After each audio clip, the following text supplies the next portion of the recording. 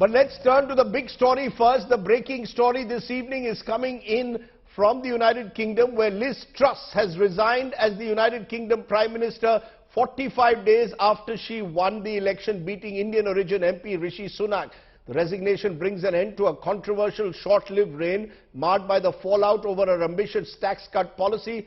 In a bid to survive the crisis, Truss government had presented a mini budget that cut taxes heavily, but it only led to turmoil in the financial market. Not only did she then sack her Chancellor of the Exchequer, Mr. Kwarteng, but the fact is that all her tax cuts have been reversed, and her resignation comes a day after Truss announced in Parliament that she would not quit. And this amidst boos from opposition MPs. So Britain in turmoil at the moment.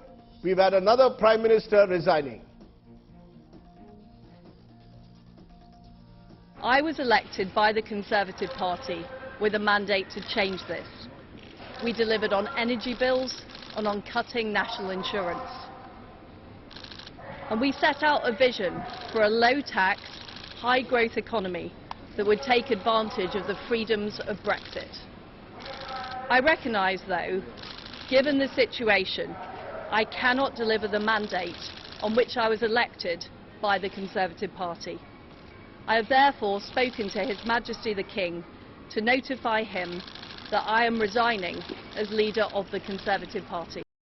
So yet another Prime Minister stepping down in United Kingdom, the country in turmoil. Joining me now at this moment is our correspondent Lavina Tandon, live from London. Lavina, what next? Rishi Sunak, is he the bookies' favourite? That's the question being asked in India. What's next in Britain? 2 Prime Ministers in 2 months.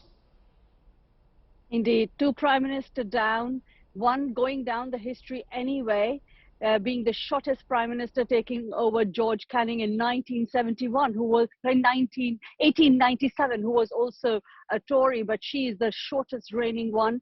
And probably more history could be made.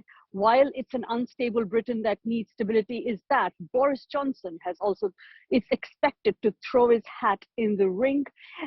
Rishi Sunak is bookies' favourite at this point in time, though no confirmations yet as to what is happening, but definitely what we know now, after having spoken to the 1922 committee, is that there's going to be a new PM, or the leader of the party who's going to be the new PM, before the 31st of October, which is when the budget statement comes out. Now, That's where everything hinges, because it was Liz Truss' policies. When she says she couldn't come through on her policies, it is the tax cut and the cut in the energy bill. She promised the moon but could not deliver her own position. That's because the markets rocket. They completely rocked. Is Sunak Is Sunak really very quickly back in the reckoning? You said that he's the bookies' favourite. What are the Conservative Party MPs saying to you at the moment, very quickly? He is definitely the bookies' favourite because his "I told you so" moment shines bright.